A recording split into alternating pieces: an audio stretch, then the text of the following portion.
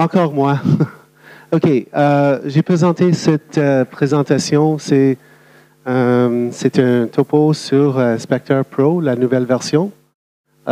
J'ai présenté ça à Salzburg. Ça m'a pris 1h30. Je vais essayer de faire ça dans 20 minutes. C'est certain que je ne vais pas couvrir tous les aspects, les fonctions de cet outil. Alors, c'est tant pis, mais je suis très fier de la nouvelle version. Qu'est-ce qu'on a été capable de faire? Alors, juste une question, très rapidement. Qu'est-ce que tu as mangé pour lunch hier? Est-ce que vous vous rappelez? Oui, c'est facile. Mais qu'est-ce que tu as mangé la semaine passée, le mois dernier, à midi? Et qu'est-ce que tu avais pensé une année passée à lunch? Aujourd'hui, c'est très difficile. Qu'est-ce que j'aimerais entendre, par exemple, avec ça, c'est que si vous avez une solution que vous développez pendant des années, c'est difficile de savoir où les endroits que tu utilises, une rubrique, un script, un modèle, quoi que ce soit. Alors, ou que tu utilises un outil comme ça, ou que ce soit Base Elements, ou l'autre en Allemagne qui s'appelle... je ne me rappelle pas le nom, Spotcheck ou quelque chose comme ça, ou un autre que maintenant Todd Geist est venu au marché avec un produit de David Ramsey qui travaille très, très vite, mais ils ont tous des points d'accès à des points intéressants. Mais le point, c'est que si vous faites du développement, vous avez besoin d'un outil comme ça. Alors, le focus pour nous dans cette version, c'était que avant, dans le passé, qu'est-ce que je faisais, c'est que j'expliquais beaucoup comment est-ce il est construit. Souvent, des gens ils m'ont dit pourquoi tu ne parles pas des bénéfices du produit. Alors, on a fait le focus vraiment dans cette version de vous donner c'est quoi le usefulness du produit. Alors, on fait le focus dans différentes catégories. Pour nous, dans cette version, on a fait un pas à l'avance pour que ce soit la collaboration. On voit que FileMaker, dans le futur, ils vont avoir des choses comme REST et JSON, des choses comme ça, et qu'il y a un développeur qui est capable de faire tout, c'est parti les journées comme ça. Alors, il faut collaborer ensemble et avoir un team effort. Et pour nous, qu'est-ce qu'on utilise maintenant au bureau? À Beeswax, on est 60 maintenant. On grandit beaucoup et on a des équipes et on essaie de faire un team peer programming. C'est 2 gens sur un projet. Alors, l'idée que ça roule sur le serveur, c'était très importante. On va voir d'autres choses à propos de ça. La performance, c'est toujours quelque chose qu'on essaie d'améliorer. Alors, on va voir des améliorations là-dedans. Et il y a des détails qu'on n'a pas assez de temps pour regarder au complet aujourd'hui, mais je vais vous montrer des choses. Alors, usefulness, la chose la plus commune qu'on demande souvent, c'est où est-ce que c'est la rubrique, l'item, où est-ce qu'il est référé. Alors, il y a des références et des dépendances. Alors, des références, c'est comme si une rubrique dépend sur une liste de valeurs pour la validation, c'est la validation qui est référée par la définition de la rubrique. Alors, ça, c'est une référence. C'est la rubrique qui dépend sur la liste de validation. Alors, si je supprime la rubrique et il n'y a pas aucune place où elle est référée, il n'y a pas de problème. Mais si je supprime la liste de valeurs et qu'elle est référée, alors ça, c'est des problèmes. Alors, c'est très important d'avoir, comment est-ce que je dis, un point de repère très accurate pour vous donner des détails où est-ce que sont des références. On a amélioré la représentation des problèmes. En passé, on trouvait les problèmes, mais on te disait, c'était pourquoi. Alors, on laissait la découverte pour toi pour aller chercher dans le champ ou quoi que ce soit pour aller voir qu'est-ce que c'est le problème. Maintenant, on fait les rapports des problèmes beaucoup plus précises et on fait la distinction entre les problèmes qui sont actifs et qui sont dormants.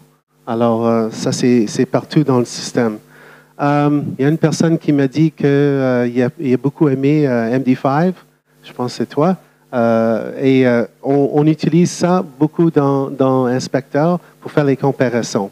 Alors, pas pour aller trop en détail, mais tu peux sélectionner une analyse et une autre, et il va te dire tout de suite s'ils sont exactement égales sans faire aucune analyse ou s'ils sont différents. Et ils peuvent aller à l'intérieur, tu peux aller voir aussi quelles sont les choses qui sont changées. Alors, on a amélioré ça beaucoup et il y a beaucoup de détails. Et la navigation, c'est très simple, c'est comme le browser, c'est en arrière, en avant. Alors, la collaboration, c'est Auberger et parce que c'est sur le serveur et tu peux avoir accès. Tu peux mettre des notes sur Vincent, des notes sur des items et pour les partager pour les copains. On peut mettre les notes, voilà.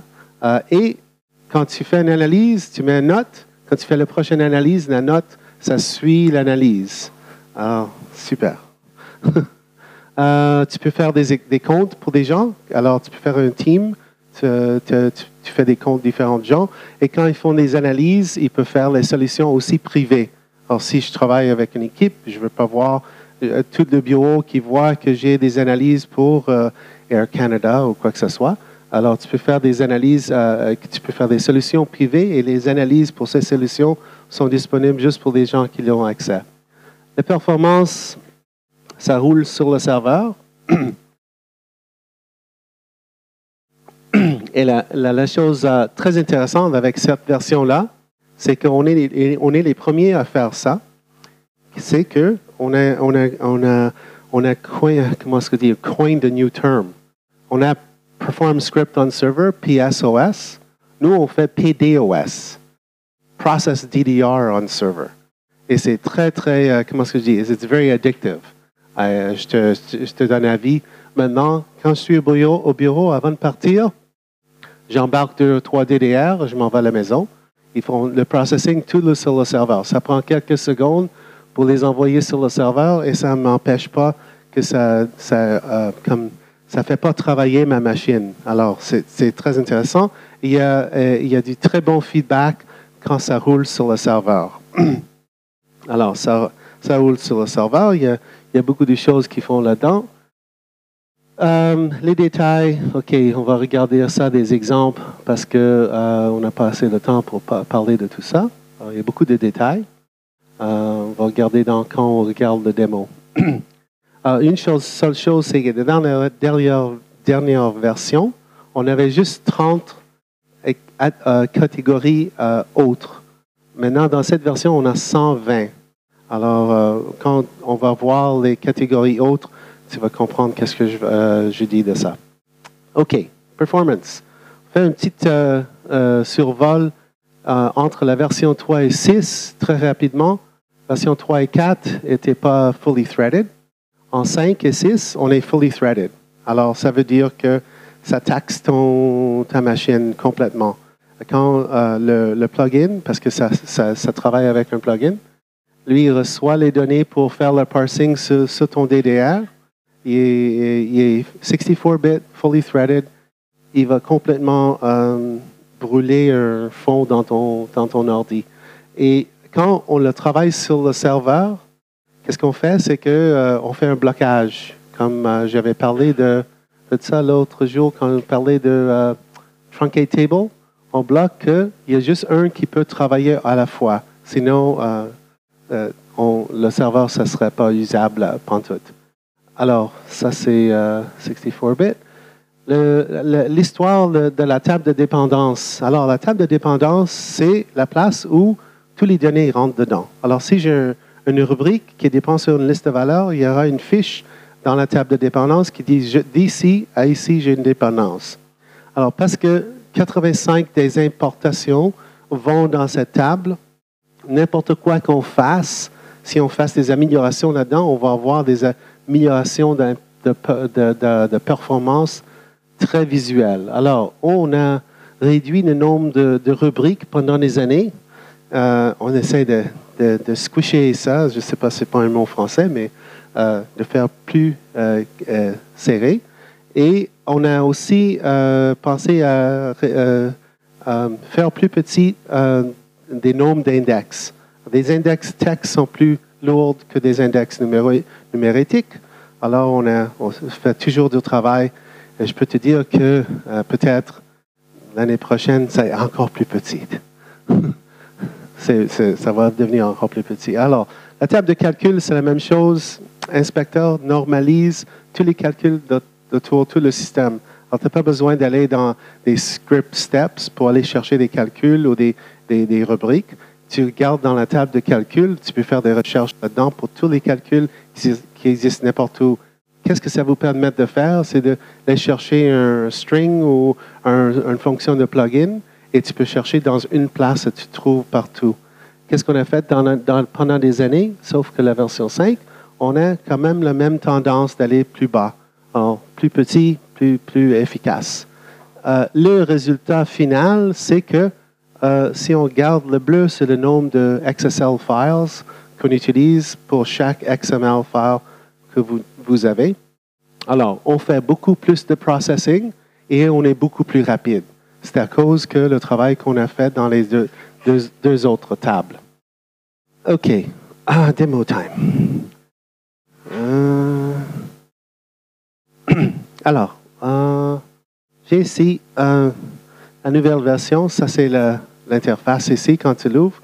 Je ne vais pas l'ouvrir de Oakland pour faire importer un document, mais je vais vous juste montrer quand j'importe un document, il te donne une indication comme ça ici, qui est en train de faire un processing sur le serveur. Alors, encore, ça prend quelques secondes pour l'amener sur le serveur. Après ça, tu peux fermer ton laptop, faire tout le travail sur le serveur. Quand c'est fini, tu peux cliquer là-dessus et tu vois le dashboard, comment est-ce qu'il était. Juste pour te donner un exemple en termes de performance, la vieille version, une solution, la même solution, ça prenait 1h22. Dans la nouvelle version, ça a pris 20 minutes. Très grande différence. Aussi, qu'est-ce que je parlais des autres catégories d'analyse. Ici, c'est les 30 différentes catégories d'analyse sur les aspects que tu peux aller voir comme layout destinations. Okay?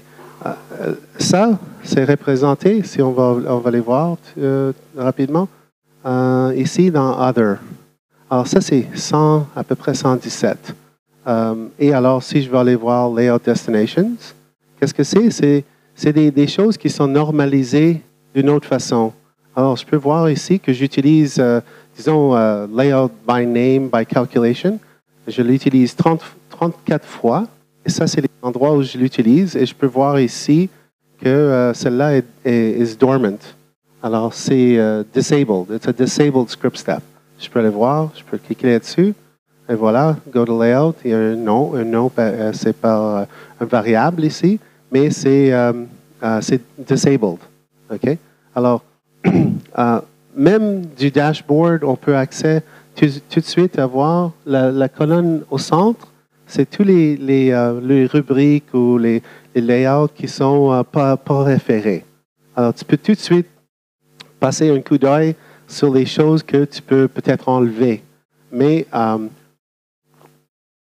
pensant des choses que vous voulez, disons, enlever, il faut aussi savoir si c'est une rubrique. Est-ce que j'utilise Execute SQL? Est-ce que j'utilise Set Field by Name? Et pour ces choses-là, par exemple, je peux aller voir, disons, Script. Et ici, il y a une navigation aussi. Tu peux aller voir tous tes script steps.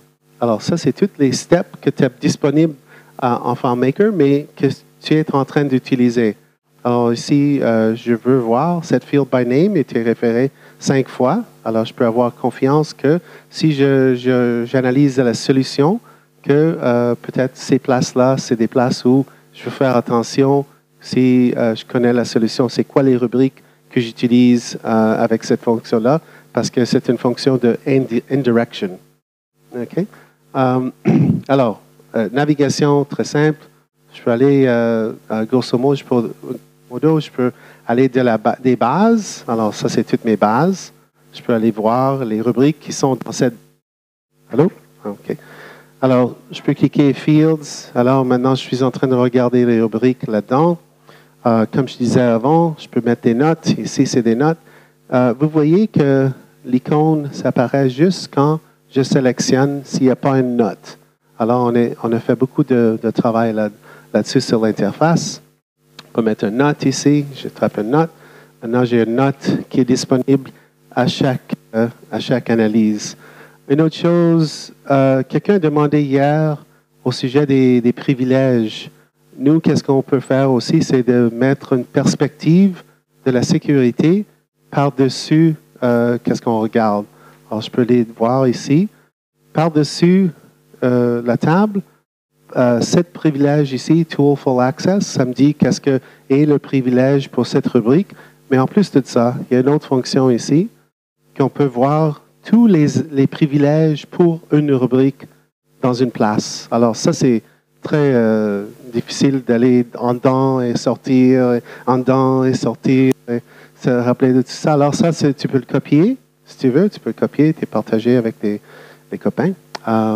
Alors, il y a beaucoup de choses, j'arrive pas. Alors, en tout cas, layout, très intéressant, les styles. Alors, les styles sont catégorisés ici.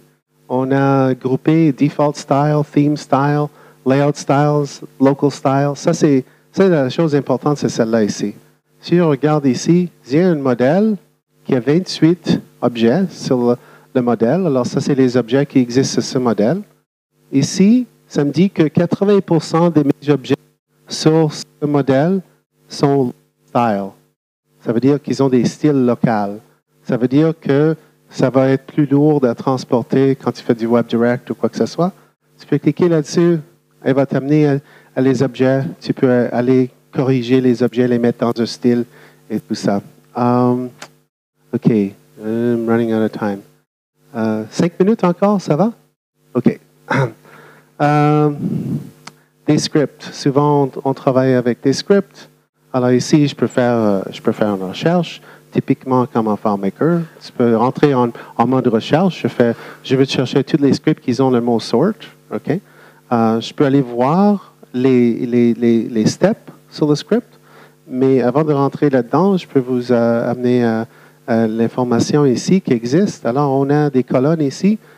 Si vous avez You inherit a solution, le pourcent de commentaires qu'ils mettent dans le script, ça dit tout de suite, il y a 40% de script qui est commenté, il y a 17% de white space, et il y a quelque chose qu'on a rajouté de nouveau.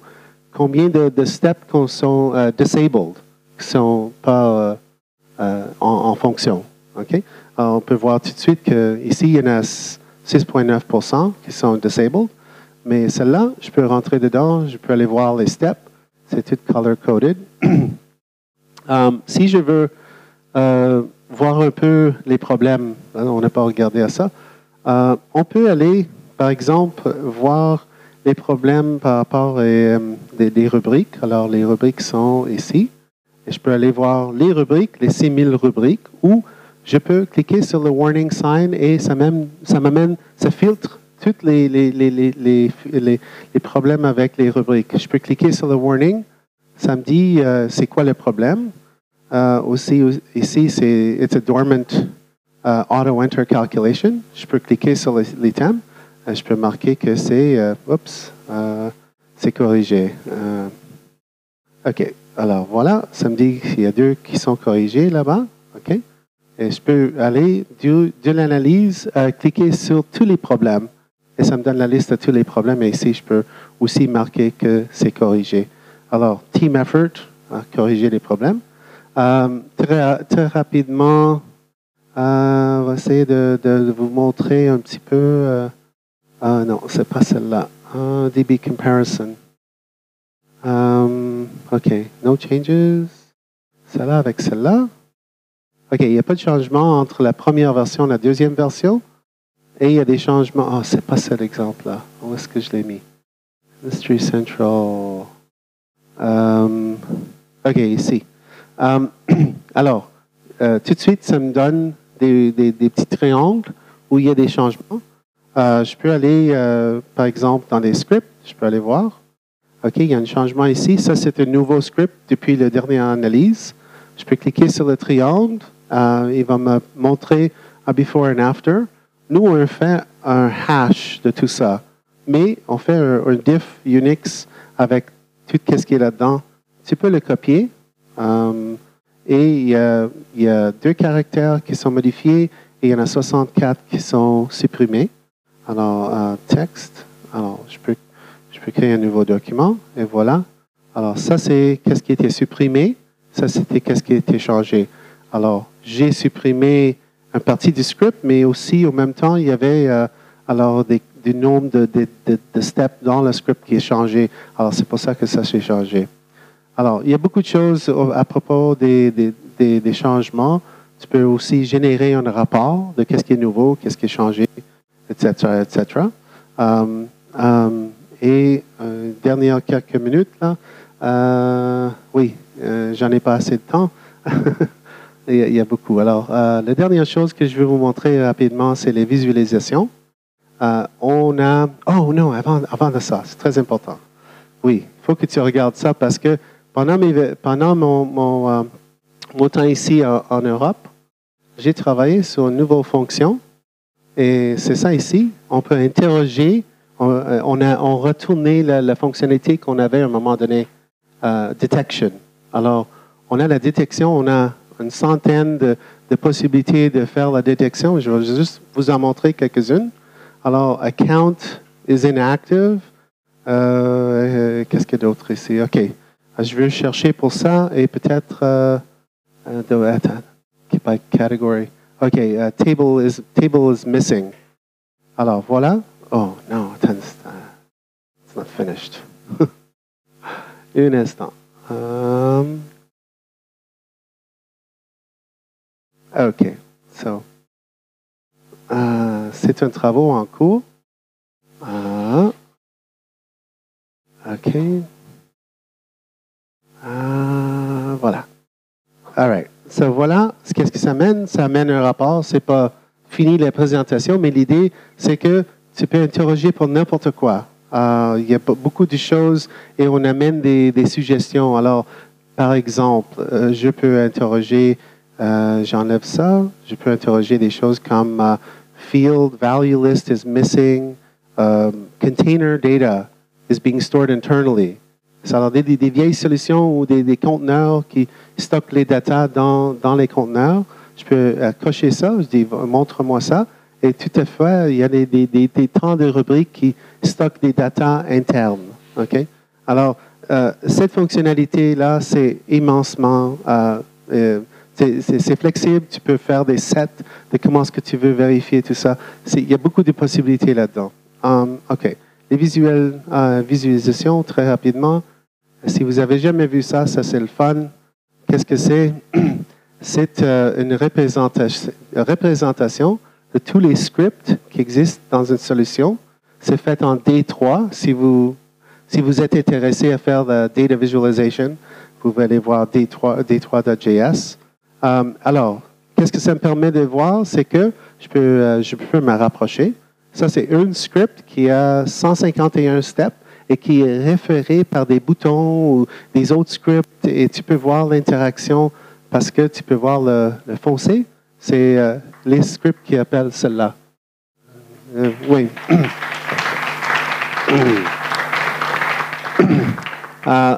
C'est quelque chose qu'on essaie de mettre un update sur ça parce que Ryan, notre gars qui est très talentueux avec D3, il a trouvé une manière de faire en sorte que tu peux linker l'item et rentrer dedans le système. Quand tu cliques sur un script, ça t'amène dans le script.